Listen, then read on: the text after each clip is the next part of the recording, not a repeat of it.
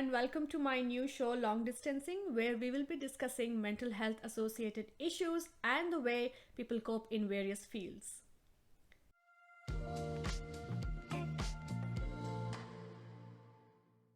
Okay, so on the first episode of Long Distancing, I have with me my best friend Naveen Ponnaiah, who is a proud Kodawa and a practicing advocate specializing in civil, corporate, banking, family, and consumer matters.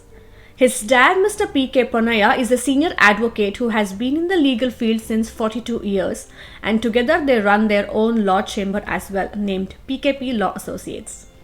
And his mom, Mrs. M.B. Kumari, has been the strong backbone behind their success.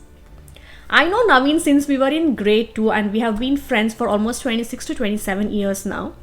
He is just the way he used to be back then. One call and he will be ready to help you with whatever he can. He has been super supportive to me always and we share so many lovely memories from our Mysore days. There have been a lot of proud moments for me from being his friend. And I'm so excited to have him on this show and can't wait to discuss more. So without waiting any further, let's get started with the show and welcome our first guest, Naveen. Hi Naveen, how are you? Hi Hamsika, I'm doing good. How are you?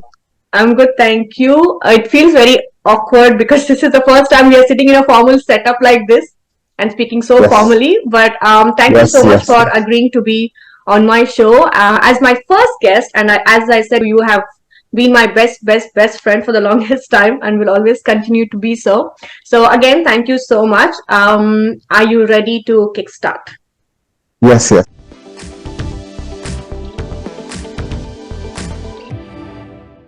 I would like to thank you actually for this wonderful opportunity and making me as your first guest.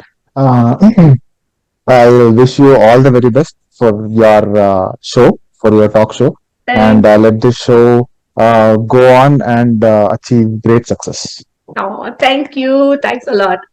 You're welcome. Okay, so in my intro, I um, spoke about you, your family, and everything. But now coming to your career, you are a practicing advocate, and being an advocate is not at all easy. And your everyday routine is filled with so much stress and various emotions. So, and I'm pretty sure it would take a big toll on your mental health as well. So, how hard is it for you to manage some of the cases that you deal with? Especially with the court proceedings and stuff, and how does it affect your mental health? Okay, so as I see it, this law and justice is one such mechanism which keeps the society sane and wherein it will help the society to stop the unjust practices which is happening on a day-to-day basis and make the society a better place.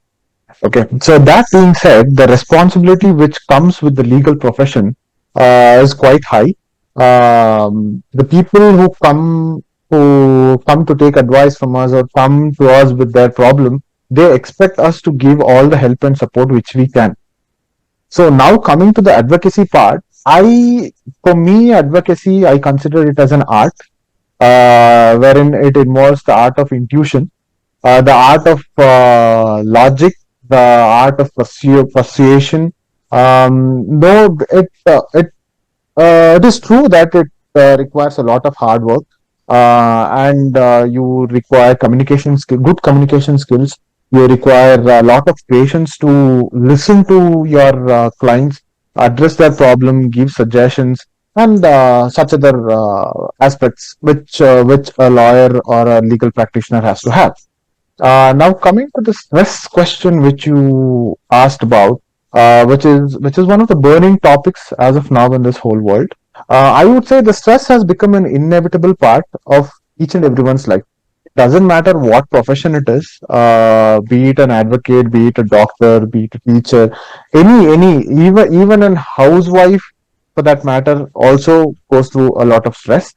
And everyone is so busy everyone is so busy that they are engaged in their professional life that they tend to fail to enjoy the process of getting successful and everything. So what happens is when you fail to enjoy the whole process, even though you become successful at the end of the day, you reach a point wherein even though you are successful, you are not that happy to enjoy that success. So that is what it matters. So stress has become an inevitable part. Everybody goes through stress every day. But from my perspective, if you ask me, then I would say this stress is an inside job. It's not something which comes to us without our knowledge.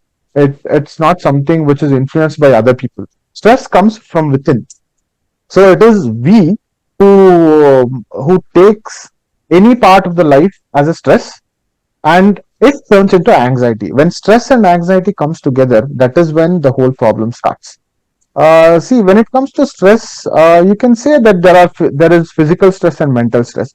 Physical stress is somewhat okay because your body knows how to express. If you are physically stressed, you fall sick. You get into a sick kind of mode wherein you recover. Then you'll be fine for some days. As soon as your body reacts to it, then you'll get to know. But mental stress, this is what we are not taught in our education life, for that matter, or professional life, that how to handle stress. Yes, that So makes. most, yes, the big problem here, or the big lacuna here, is people don't know how to express mental stress, nor they will wish to open up with the mental stress, because like how people see a person who's going through a mental stress. They become very First judgmental. of all, yeah, judgmental one, and they'll be dealing with their own stress. And when someone else comes and talks to you about their stress, most of the people will go like, I am going through so much. Then why do I have to bother about their stress, which is not a good thing. So rather than teach, see, education is very important, but it is we have reached a point wherein it is necessary for us to educate people like how to handle stress. That is very much necessary as of now. Coming to the next part, and your question, like how we handle stress in our profession as to advocacy. Advocacy is definitely not easy, because clients who come to us relating to that problem, they come with a very high expectation. They come with a very high expectation that we will resolve their issue, whatever it is, like however wrong it is. They hope that we'll resolve their issue and we'll give them the solution. And we have to listen. See, even though we are advocates, we'll have our own issues, our own problems at home, our own problems in professional life. But we have to keep everything aside and we have to sit and listen to what they say, uh, give them proper advice as to what needs to be done, then suggest them like what can be done in the court. So this is one aspect wherein the client comes to us with their problem and we sit and give advice. The second part is the representation in court, wherein we have to go and represent them. We have the one of the biggest, you can say, advantage and disadvantage is that the law keeps changing every day. So since it is very much related to the society, you have to keep updating yourself. One day, if a particular law is there, the next day that particular law will be replaced by another law, Okay. which is a better law. So that you have to keep updating yourself. That has to be applied to the particular case. That has to be taken to the court. That has to be argued. And it is not like we have just one case or two cases per day. We have like 15, 20, 25 cases per day. We used to, the funny part is we used to crib in college when we had two or three vivas in a day. We would be like, oh, we have three vivas, how to study? Even though we didn't study, but we used to go like, oh, three vivas we have to study. Now we have 15 to 20 cases for which we have to represent and we have to remember everything. So it is quite difficult. So coming to the part how I handle stress, one, you can take it as an advice, and also like how I handle stress is the profession which you choose has to be your passion. If the profession you choose is your passion and what you like, then according to me, 90% of the stress is gone. Whatever the workload you have and whatever the cases you have, like we have to, like whenever the clients come, if you are very passionate about the work, about advocacy, then when a client comes, you'll be happy. Like he has come with his problem, we'll give solution. But one point you have to make sure is you should not take any cases personal. It shouldn't be personal, or nor you should be involved emotionally. So he is just a client, I am just an advocate. I have to give the best suggestion. Whatever I do, I have to give my best. That has to be our motto. If that is the case, then the stress level will come down. That first particular thing is the profession has to be your passion. If your profession is your passion, then I don't think you will feel how much of a workload it is. It is not a stress. That is first part. Very well put. Second, yes. Second part is, like I said, you should never, when it comes to advocacy, you should never involve in a case personally or emotionally. When you start taking a case very personally or emotionally, then you will start to think about how you lose or how you will win. But if you're not involved like personally or emotionally, then your mind will be very open as to what can be done from my side to make it better. So that if you're not very fixed on the outcome, then it will not affect you as much as like other people say, is what I think. Because if you are thinking that you have to win each and every case, it is not possible. Because your winning and losing the case depends on the subject matter which comes to us. If the subject matter is strong, by our argument, we'll win the case. There are n number of factors involved. So what you need to think is you need to give your 100%, and that's it. Apart from that, you get involved personally or emotionally, then I think it is going to be very bad for that advocate, because he is going to be mentally and physically stressed. And mentally stressed in a professional life will also have impact on your personal life. Yeah, true. Personal life. That is one point people has to remember. Yeah. At the end of the day, what we have to remember is, at the end of the day, we all are human beings. How much ever hard we try, there are like 1 or 2% of the cases which, not personally I would say, but it will have an effect or a negative impact. But like I said, we need to have that boundary wherein we have to be sure that we can do only so much. Yeah. We can do only so much to help the clients, and we cannot go beyond and above to help them out of our boundaries. If that boundaries and ethics is not there, then you are bound to go under mental stress. Professional life is not everything. There is a life outside professional life. You have your family, you have your friends, you have your relatives. So you have to have a hobby or a activity which you have to find out which re-energizes you. That is very much important, apart from your professional life, which will definitely reduce your stress. And more importantly, that demarcation between your professional life and personal life, that plays a very important role when it comes to your stress and anxiety. Yes. Yep. I know you mentioned a lot about not getting affected personally, and you made some really amazing points. But initially, when you started your career, there would have been at least one or the other case that would have probably affected you personally. Now, with experience, you probably know that, okay, I'm not allowed to take personally. Or have you ever come across a case where it has affected you personally and you would have thought, what has happened here? What am I doing? Will I be able to get justice to this so and so person? Has it affected you a lot? Initially, yes. Initially, see, it's not like we don't get affected even now. There are cases wherein we'll get affected even now, but initially it was more. Particularly, I would not like to attend family cases, especially GNWC. GNWC cases are those cases wherein husband and wife will fight for the custody of the kids. So initially also, even now also, it is very emotionally draining, because you're kind of very frustrated with those kind of cases wherein the husband and wife are, due to their misunderstanding, the kids are suffering. That is my point. The kids are small, they'll get them to the court, and the kids will be sitting there. They are so innocent that they don't know whom to talk. They'll come and talk to us and everything.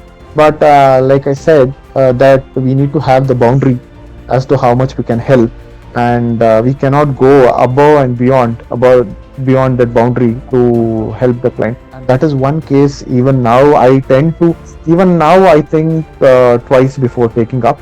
And if the husband or the wife or the client or our client is not like ready to listen to what we have to say or what we have to advise, then I don't think I'm ready to take their cases. Can you imagine how emotionally draining it must be? The whole court environment in itself for the kids is too much to handle at their age. And seeing seeing their father and mother fighting, father is sitting there, mother won't allow the kids to go there, they'll be crying and everything. It is too emotionally draining. That was very insightful, to be honest. Naveen, has there been any decision that you have taken till now that for you has been a life-changing decision? Have you ever been in a situation like that? For me, the life-changing decision would be studying law. Because I worked in an MNC for 2 years, wherein the work culture I did not like. And law has always been a passion for me. And it tends to come out, your passion. See, whenever you study something else, your scoring will be like very low or on an average which you don't like.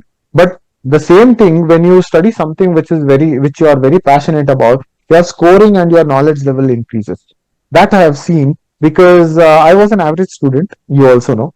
But when I studied law for 5 years, I am a rank student now, Yeah, because of my passion. Yes. So yeah, that is one of the life-changing decisions which I have taken, and I'm very happy about it. Yeah, that's lovely. And yes, as you said, just to brag about my friend, you were all over the newspapers and even media as well. I know that because you were a rank holder and you even you were a runner-up of Mr. Karnataka. Yes. Yes, I remember. That's wonderful. I had a very different perspective from you regarding stress and mental health. So thanks a lot. That was a lot of serious discussion about a very genuine topic, of course. So we'll move to our next segment. Are you ready for some quick fire questions? Yes. Awesome.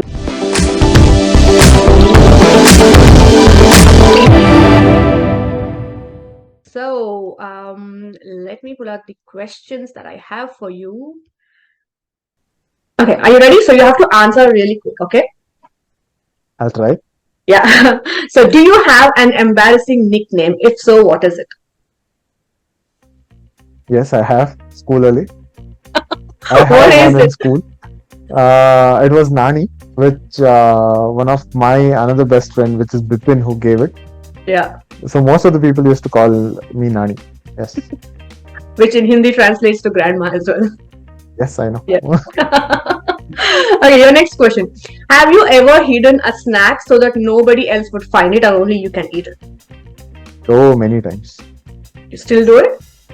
Yes, I do. There are certain snacks which I don't like to share. Yes, definitely. One such example? Which snack? Chocolates. Chocolates. Definitely Okay. no. No.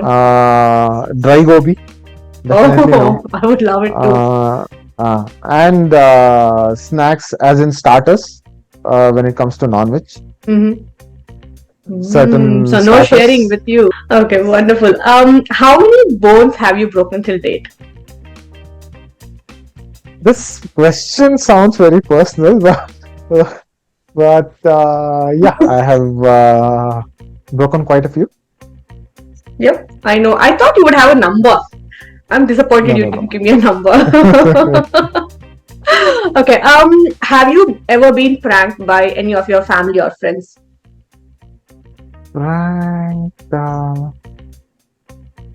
Obviously yes, but I don't remember a particular like. Okay, but you have been in general. Yes. Yeah. Okay, that's fine. Can you sneeze with your eyes open? I don't think so.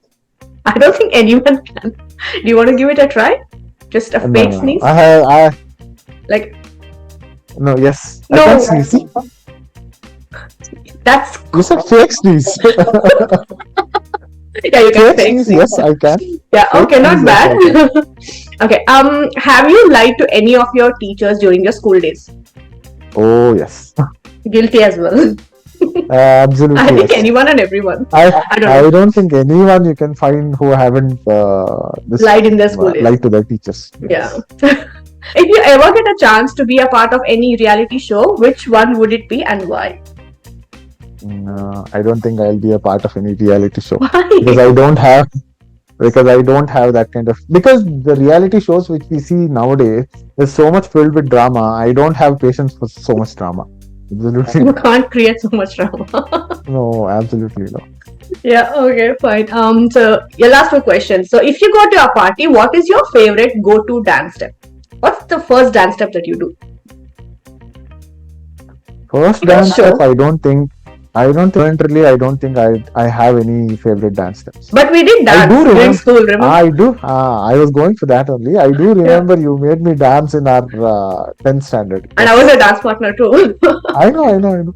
And I still don't have that video. I don't know. It's lost, totally lost. I wish I find it someday. We have been trying, but we'll see. Yeah, right? From years.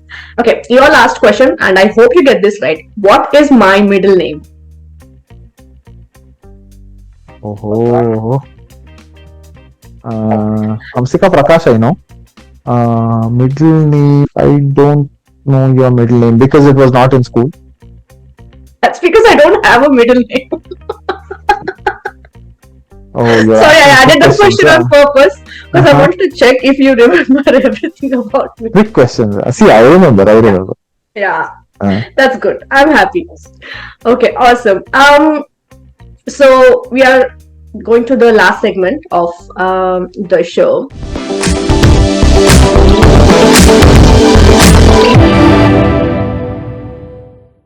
So based on your experiences and learnings, if there is one advice that you would like to give people who are watching the show, what would it be? Follow something or do something which you're passionate about, Mhm. because you'll never be bored about what you do. Most of the people tend to get frustrated or go into anxiety, stress, is because what they do is not their passion. So I've seen many people who do this, and whenever I tell them to switch to something which you are passionate about, most of the 99% of the reply will be like, it's too late, I can't switch. It's never too late. It's never too late. You might find it very hard initially, but at the end of the day, you'll be very happy that you made the switch. So whatever it is, if you're not passionate about, then switch to doing what you're passionate, so that you will never regret or you will never get bored or stressed in your life ever. Mhm. That is one aspect. Second one is mistakes. We being human beings, we tend to make mistakes. Everyone do. Learn from that. Accept the mistake first. Learn from that mistake and make sure it doesn't happen again. It's not. Like I said, every human being does make a mistake. There is no human being who hasn't done a mistake. You just have to own it. You just have to take the responsibility of it and make sure that you don't do that mistake again. The third most important and the one I like the most is by thinking positive about every situation which comes up to you, no matter what. If you start thinking positively, how much of a negative the situation is, there will be one aspect which is positive about that situation. You think about that situation positively, I think you'll be very hard to break. You'll be mentally very strong. I don't think any problem which comes to you or you face in your life, you'll be broken down by it, because you know like how to take the positive aspect out of the problem or the negativity which comes into your life. And the last but not the least, keep all the people who are negative in Your life away. away. Absolutely yes. That's very nice of you, and thank you so very much for sharing all of your knowledge, experiences, and your insights on things. I'm very happy to have had you on the show, and I look forward to doing more such contents with you. Thank you. All right. Thank you so very much, Naveen. You Thank have a good day. thank you. Yes, you. Bye bye.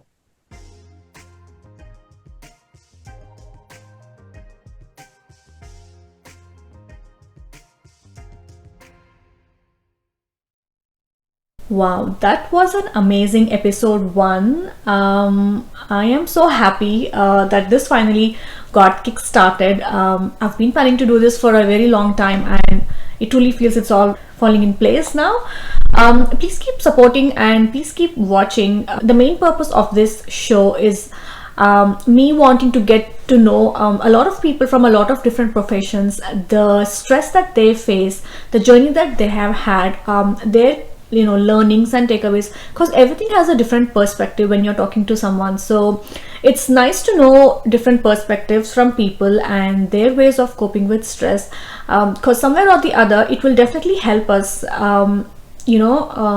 think what we are going through probably in a different way, and the key takeaways that they have had in their lives, it might help one or the other of us. So even if it helps one person, I would be really very happy. So yeah, please keep supporting and please keep watching. And if you have been in a situation similar to what Naveen said he has been, please let us know in the comments below what you did and what did you go through and what did you do to come out of that stressful situation. Please make an effort to reach out to people who are in need, and make sure you smile. So take care. We'll catch up in the next episode. See you.